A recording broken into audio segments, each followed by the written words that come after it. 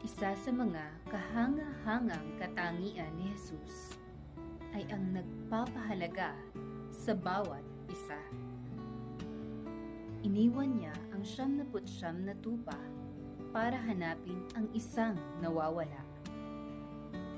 Ang pag-iwan sa 99 ay di nangangahulugan ng pagbaliwala o tuluyang pagpapabaya sa kanila.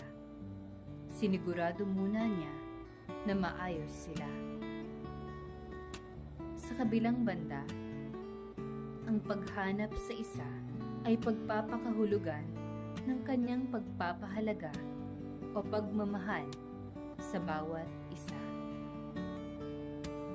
Patuloy ang paghanap niya sa atin kapag tayo'y nawawala.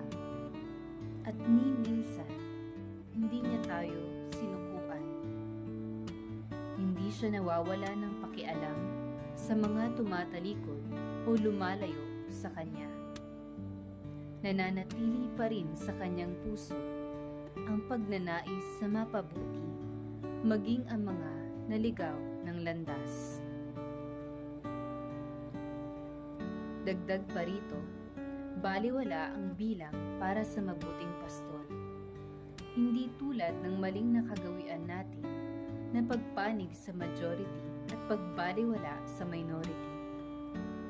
Pinakikinggan ng Diyos ang tinig ng bawat isa at hinahanap kung may isa mang mawawala dahil mahal niya ang bawat isa sa atin at layunin niya ang matulungan at makasapit tayo sa buhay na ganap at kasiyasiyahan.